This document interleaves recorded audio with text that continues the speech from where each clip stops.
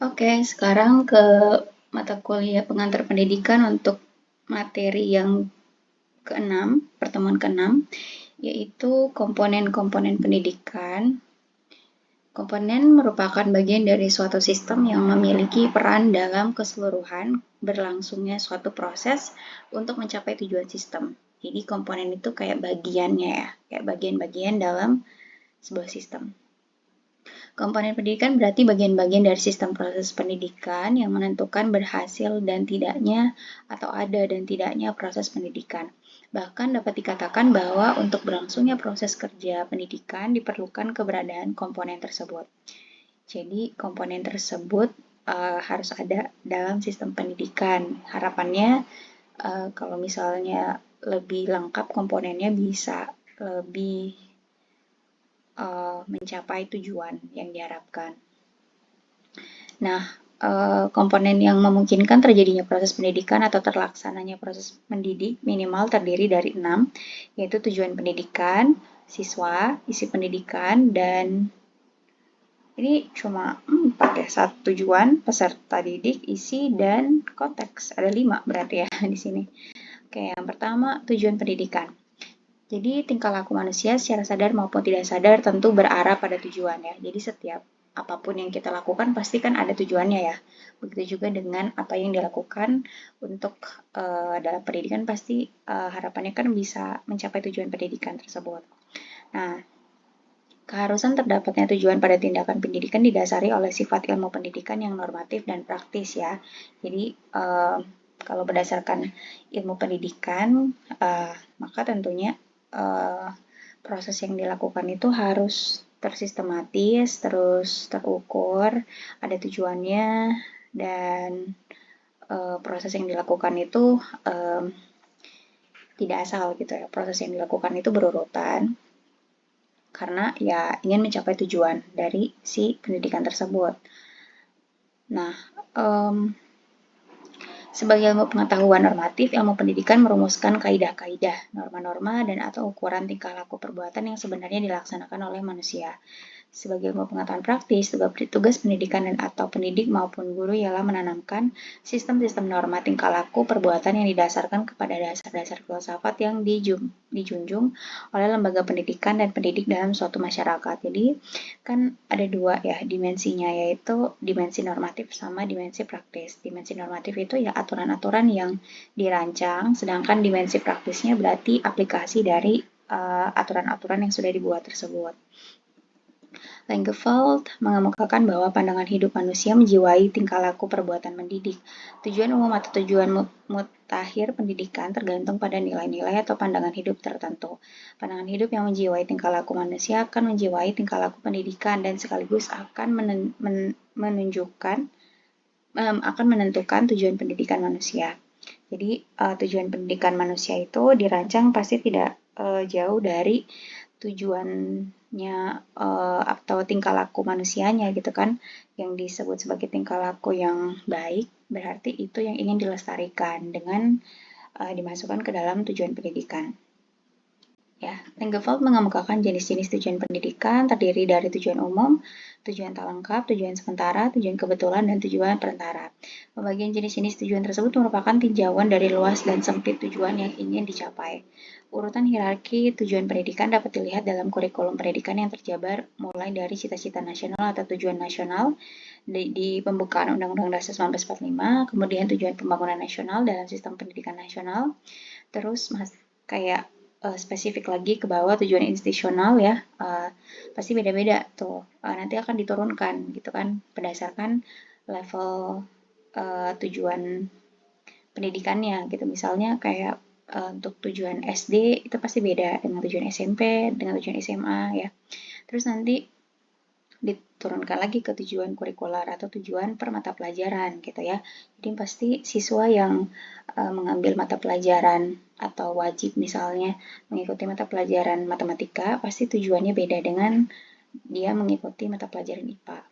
Tujuan instruksional yang dibagi menjadi dua, yaitu tujuan instruksional umum dan tujuan instruksional khusus. Dengan demikian, tampak keterkaitan antara tujuan instruksional yang dicapai guru dalam pembelajaran di kelas untuk mencapai tujuan pendidikan nasional yang bersumber dari falsafah hidup yang berlandaskan pada Pancasila dan Undang-Undang Dasar 1945. Jadi harapannya kan dari tujuan umum, dari tujuan pendidikan nasional diturunkan sampai ke tujuan yang rinci gitu ya. Itu kalau misalnya siswa itu dia mengikuti pendidikannya lengkap, maka harapannya dia bisa mencapai tujuan nasional tersebut gitu. Karena kan tujuan nasional itu kan dipecah ke tujuan kecil-kecil tadi ya gitu. Misalnya per level jenjang pendidikannya gitu. Ya harapannya kalau sekarang kan kewajiban mengikuti pendidikan itu atau sekolah itu kan 12 tahun ya, dibandingkan kalau dulu itu 9 tahun, jadi dari SD sama SMP aja. Itu pasti kan kurang lengkap ya dibandingkan kalau misalnya sekarang yang diwajibkannya jadi ditambah lagi jadi total 12 tahun. Jadi semakin kewajibannya itu diperbanyak, harapannya kan siswa bisa mengikuti level jenjang pendidikan yang makin lengkap juga, dan itu bisa akhirnya mereka setiap individu itu bisa mencapai tujuan pendidikan nasional. Nah, lalu siswa ya, perkembangan konsep pendidikan yang tidak hanya terbatas pada usia sekolah saja memberikan konsekuensi pada pengertian siswa. Kalau dulu orang mengasumsikan siswa itu terdiri dari anak-anak pada usia sekolah, maka sekarang siswa itu dimungkinkan termasuk juga di dalamnya orang dewasa ya. Berdasarkan pada pemikiran tersebut di atas, maka pembahasan siswa seharusnya bermuara pada dua hal. Jadi persoalan yang berhubungan dengan siswa terkait dengan sifat atau sikap anak-anak didik dikemukakan oleh Langeveld. Misalnya, anak bukanlah orang dewasa dalam bentuk kecil, ya. Oleh sebab itu, anak memiliki sifat kodrat kekanak-kanakan yang berbeda dengan sifat hakikat kedewasaan. Anak memiliki sikap menggantungkan diri, membutuhkan pertolongan dan bimbingan baik jasmani maupun rohani. Sifat hakikat manusia dalam pendidikan ialah mengemukakan anak didik harus diakui sebagai makhluk individu, dualitas, sosialitas, dan moralitas. Manusia sebagai makhluk yang harus dididik dan mendidik. Jadi, siswa itu atau anak-anak itu yang dibilang sebagai anak-anak itu kan orang yang belum bisa secara independen ya survive sendiri. Jadi dia butuh bantuan orang dewasa. Nah, dalam proses dia itu menuju kedewasaannya, dengan pendidikan itu anak-anak bisa mendapatkan bimbingan atau didikan yang baik dari orang dewasa, sehingga nanti kan mereka akan jadi orang dewasa juga ya, orang dewasa baru, dan orang dewasa baru inilah yang nanti akan melanjutkan bimbingan atau didikannya ke anak-anak yang baru lagi gitu. Jadi mereka akan di awal jadi orang yang dididik, dan yang selanjutnya mereka adalah orang yang mendidik. Sehubungan dengan persoalan anak didik di sekolah, Armstrong 1981 mengemukakan bahwa persoalan anak didik yang harus dipertimbangkan dalam pendidikan. Persoalan tersebut mencakup apakah latar belakang budaya masyarakat siswa, bagaimana tingkat kemampuannya, hambatan apa yang dirasakan oleh anak didik tersebut, dan bagaimana penguasaan bahasa anak. Berdasarkan persoalan tersebut, perlu diciptakan pendidikan yang memperhatikan perbedaan tersebut ya. Perhatian khusus pada anak yang memiliki misalnya keterbatasan fisiknya gitu, dan penanaman sikap dan tanggung jawab pada anak yang dididik. Jadi pembelajaran yang dilakukan itu harus menyesuaikan dengan karakteristik anak yang berbeda tersebut gitu. Jadi nggak bisa metode yang diberikan oleh guru itu sama dengan semua anak, padahal guru itu tahu bahwa anak-anak tersebut pasti berangkat atau mereka itu berasal dari latar belakang yang berbeda. Belum lagi kalau misalnya guru tersebut diamanahkan untuk mengajar atau membimbing anak-anak yang punya perbedaan secara fisik gitu ya. Jadi kan mereka butuh cara yang mungkin lebih khusus gitu untuk mereka gitu. Jadi tidak bisa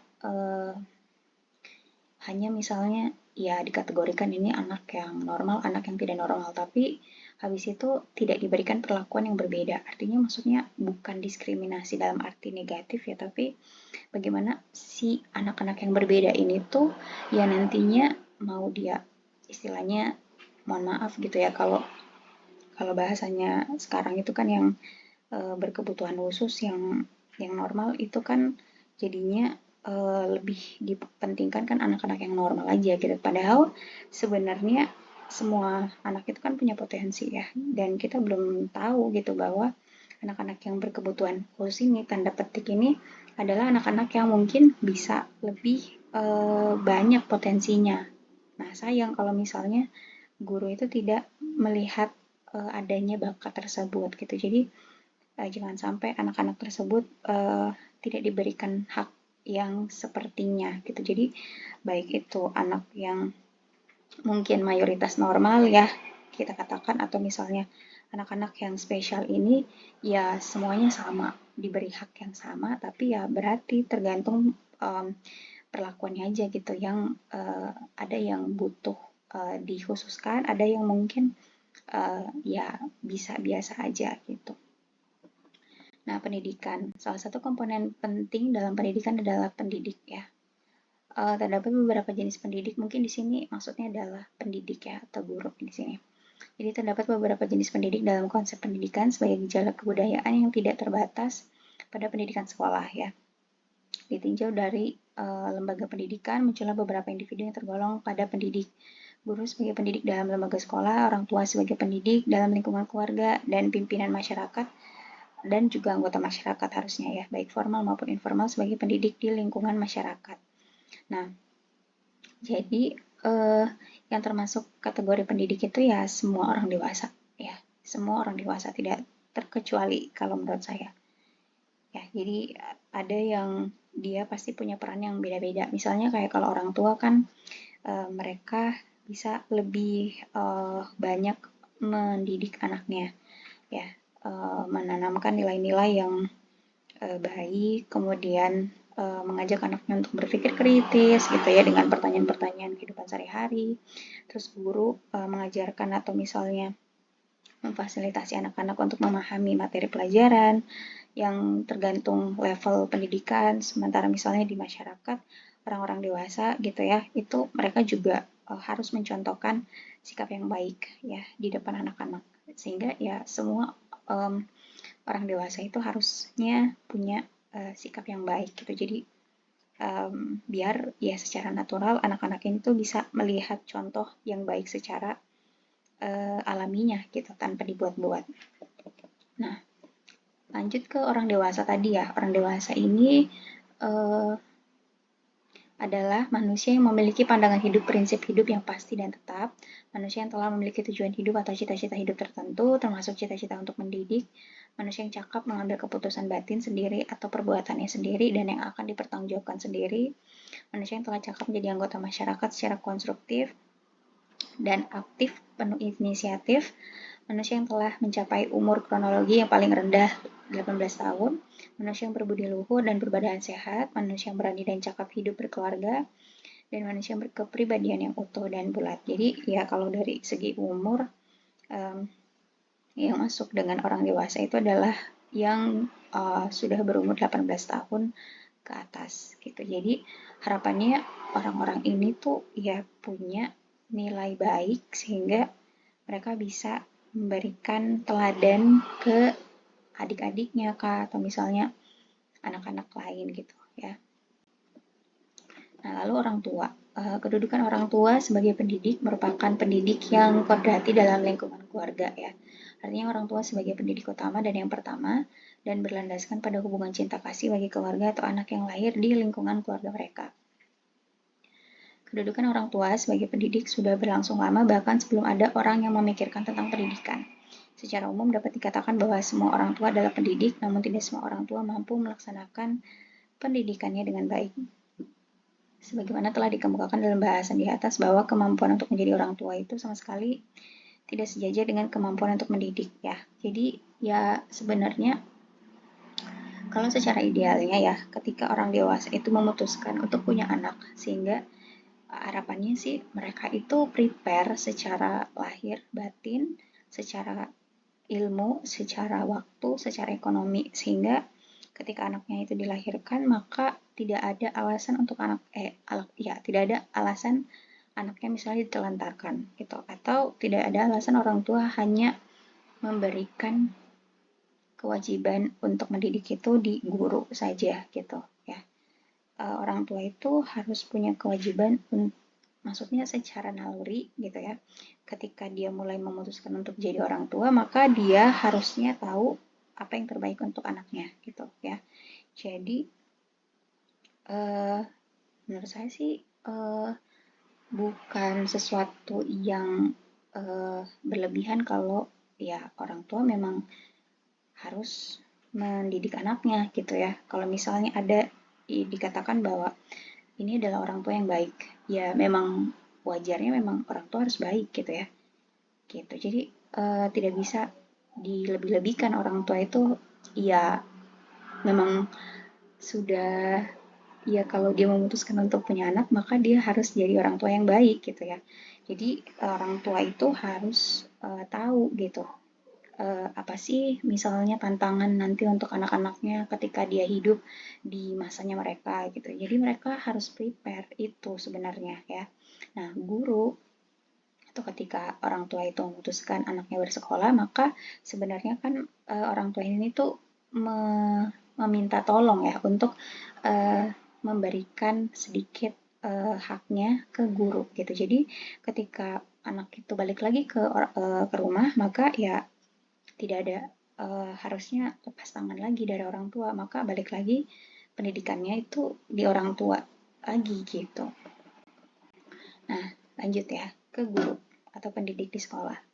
Guru sebagai pendidik di sekolah yang secara langsung maupun tidak langsung mendapat tugas dari orang tua atau masyarakat untuk melaksanakan pendidikan. Karena itu, kedudukan guru sebaik pendidik dituntut memenuhi persyaratan baik persyaratan pribadi maupun jabatannya. Ya, persyaratan jabatan. Persyaratan pribadi didasarkan pada ketentuan terkait dengan nilai dari tingkah laku yang dianut, kemampuan intelektual, sikap, dan emosional. Sedangkan kalau yang persyaratan profesi terkait dengan pengetahuan yang dimiliki baik yang berhubungan dengan pesan yang ingin disampaikan maupun cara penyampaiannya dan memiliki filsafat pendidikan yang dapat dipertanggungjawabkan. Nah, jadi untuk guru sendiri kan memang banyak ya ekspektasi yang tinggi untuk guru agar guru itu bisa memberikan ilmunya, kemudian nilai-nilai baik ya, sikap-sikap baik, terus keterampilan yang dimiliki oleh guru ya, mungkin berdasarkan mata pelajarannya ke siswa ya. Tapi juga mungkin masih ada hubungannya dengan orang tua, jadi ya harusnya guru dan orang tua itu juga kerjasama gitu. Jadi harusnya nilai-nilai baik, kemudian ilmu yang sudah didapatkan oleh siswa di sekolah ya itu bisa diketahui oleh orang tua. Jadi orang tua tuh juga bisa dapat informasi tersebut gitu sehingga nanti tidak putus hanya di sekolah aja gitu hal-hal yang baik tersebut gitu.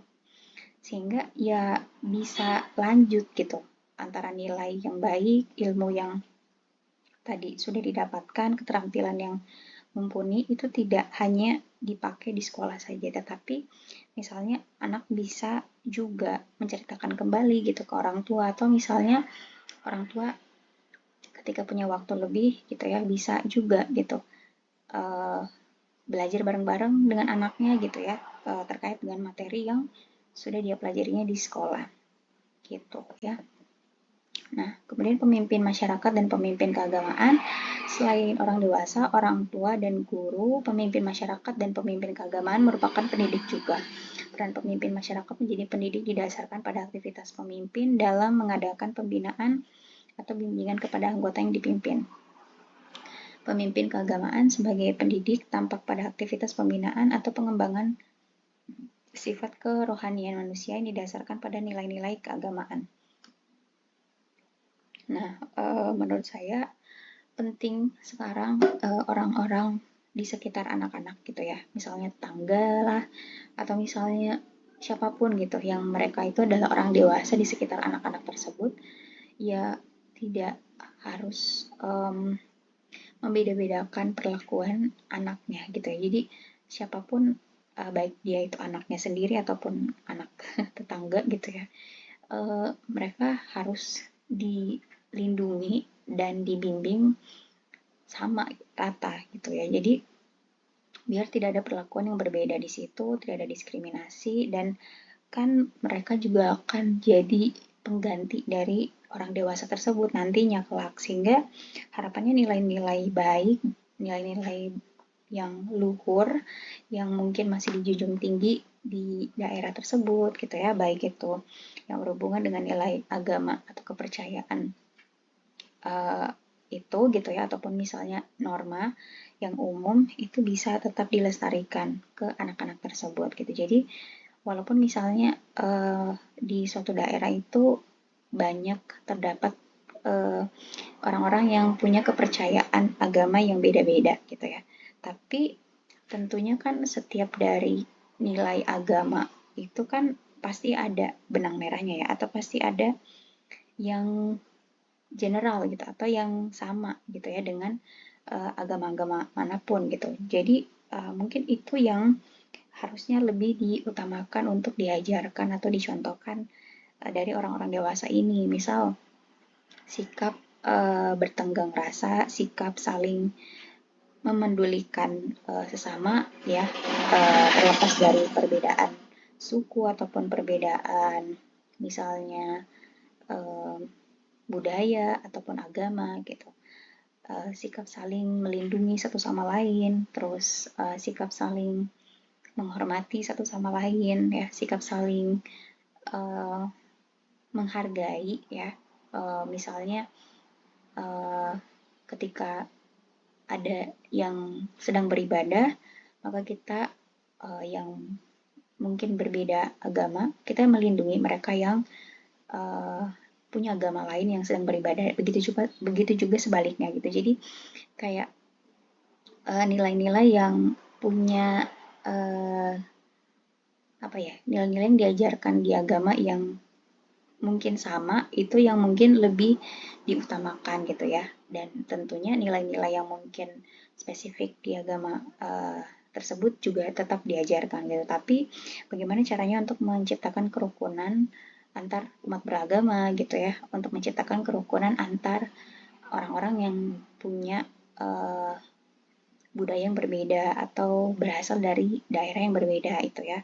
Jadi itu yang tidak boleh dilupakan juga. Nah, terus interaksi edukatif pendidik dan anak didik. Jadi adanya hubungan timbal balik ya, atau komunikasi dua arah ya, atau multi arah sekalipun ya. Jadi bukan hanya dari guru dan siswanya, tapi siswa dengan teman-teman sebayanya, siswa lain ya. Proses pendidikan bisa terjadi apabila terdapat interaksi antara komponen pendidikan, terutama interaksi antara pendidik dan anak pendidik. Interaksi pendidik dengan anak didik dalam rangka mencapai tujuan pendidikan yang diinginkan.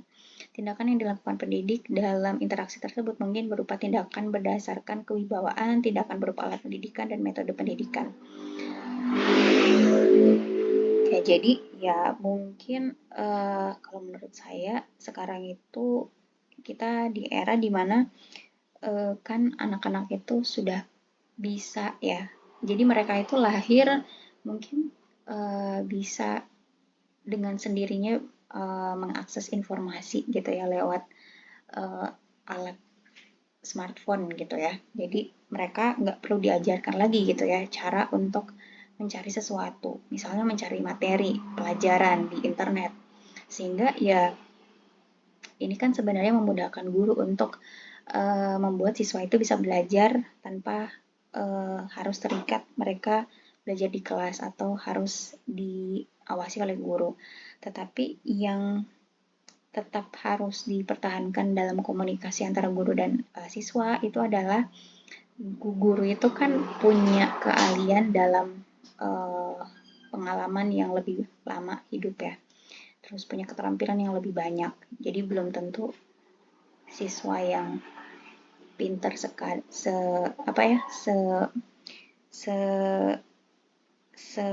searahnya itu kayak kognitifnya aja atau kayak teorinya itu sudah terampil dengan sendirinya dengan kemampuan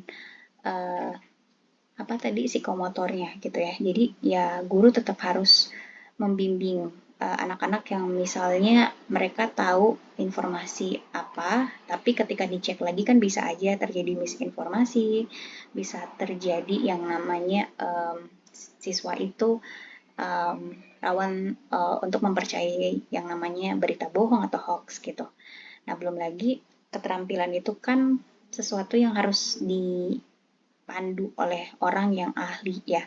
Jadi ketika siswa itu hanya dilepas gitu aja untuk misalnya melakukan sesuatu karena gurunya sudah ekspektasi si anak itu udah bisa, itu sebenarnya keliru gitu. Karena ya yang punya keterampilan itu pasti guru gitu kan. Jadi siswa ya bisa aja pintar secara teori, tapi keterampilannya bisa aja mereka belum belum belum mahir gitu, atau mereka masih susah gitu ya untuk misalnya presisi terhadap suatu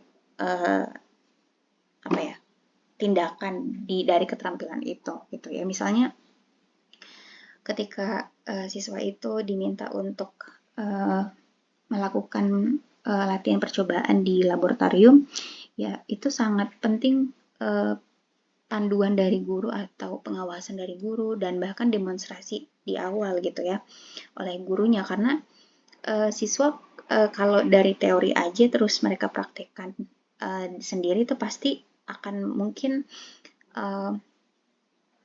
apa ya, akan mungkin bisa keliru gitu. Jadi makanya guru harus tetap memberikan pengajaran juga gitu ya. Nah, selain itu juga dari apa ya, pengalaman yang banyak oleh guru gitu kan, semakin pengalaman banyak maka tentunya harapannya orang itu semakin dewasa dan semakin bijaksana gitu ya. Nah, kebijaksanaan guru itulah yang harusnya tetap ditanamkan ke siswanya, atau kayak tetap diberikan nilai-nilai seperti itu, nilai-nilai hidup ke siswanya, karena siswa kan masih orang baru di hidup ini gitu. Jadi mereka tentunya masih banyak hal yang mereka belum bisa prediksikan di kehidupan mereka gitu. Jadi komunikasi antara guru dan siswa tetap penting terjadi walaupun kemajuan teknologi dan akses informasi yang mudah itu semakin sangat mungkin terjadi sekarang. Nah, itu ya. Jadi pendidikan berdasarkan kewibawaan dapat dicontohkan dalam peristiwa pengajaran di mana seorang guru sedang memberikan pengajaran. Di antara beberapa murid membuat suatu yang menyebabkan terganggunya jalan pelajaran. Kemudian guru tersebut memberikan peringatan, maka beliau ini telah melaksanakan tindakan berdasarkan kewibawaan. Jadi guru kan sudah punya sudah punya banyak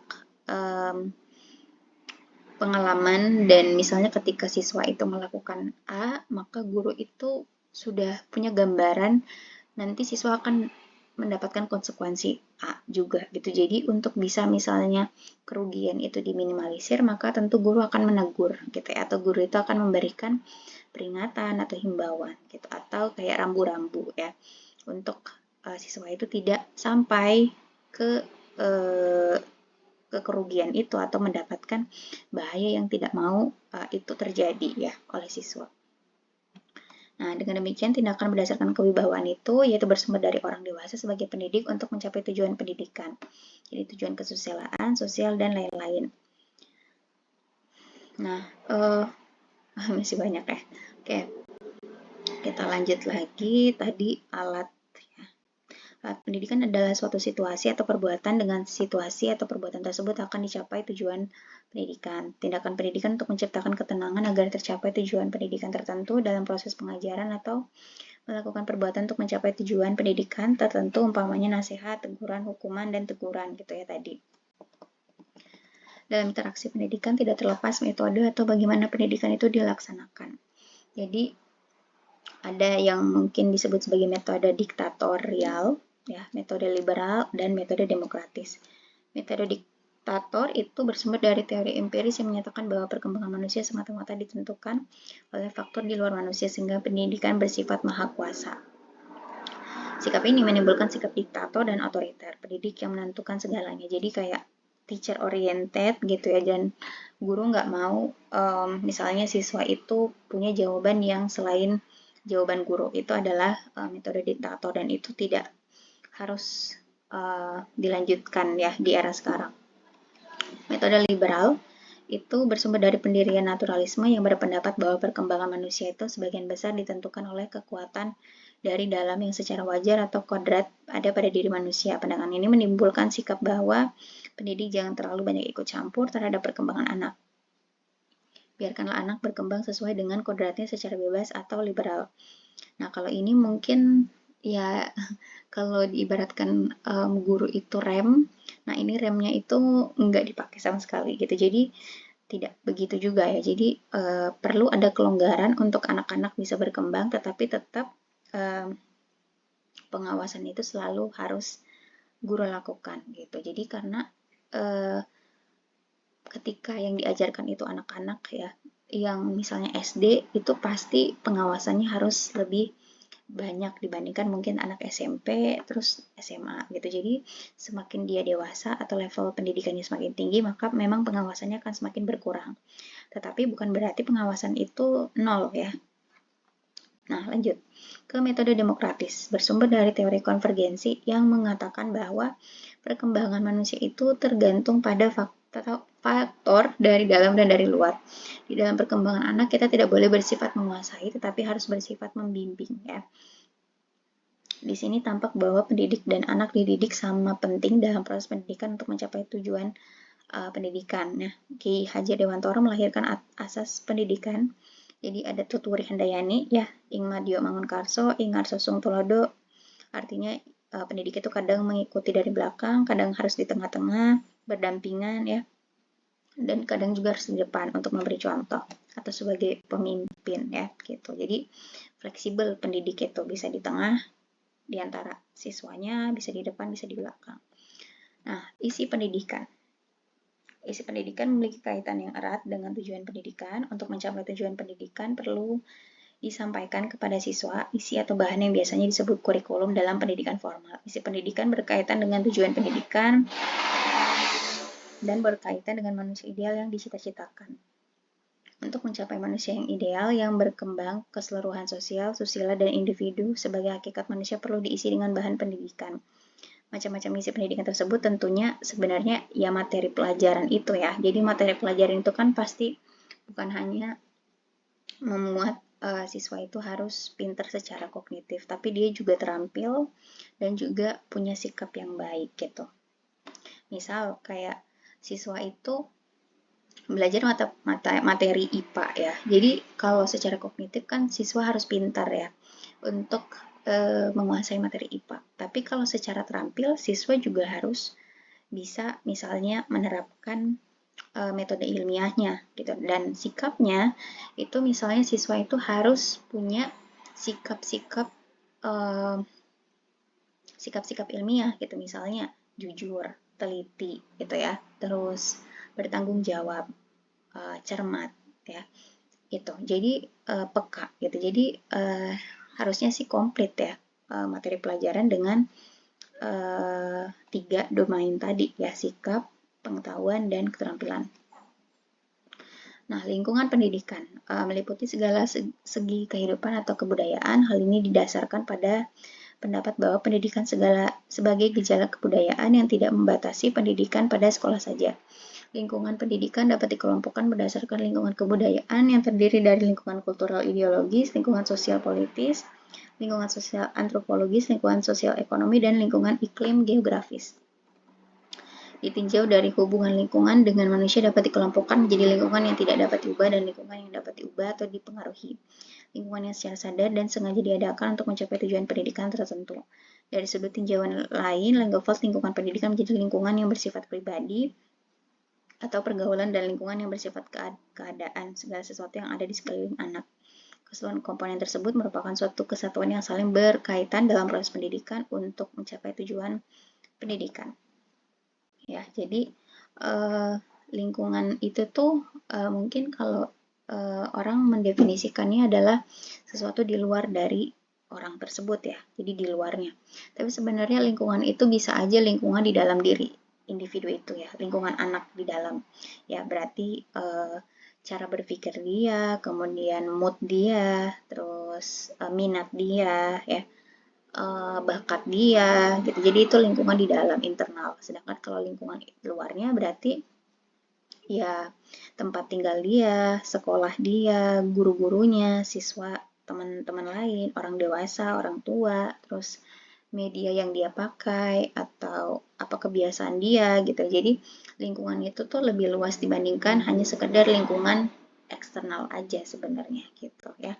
Jadi komponen-komponen itu yang ini itu saling keterkaitannya ada ya. Jadi tujuan pendidikan, isi pendidikan, terus ya tujuan pendidikan ke siswa, tujuan pendidikan ke pendidik, tujuan pendidikan ke lingkungan pendidikan, tujuan pendidikan ke alat pendidikan, dan tujuan pendidikan ke metode. Jadi tidak hanya berurutan, tapi mereka semua itu saling berhubungan gitu.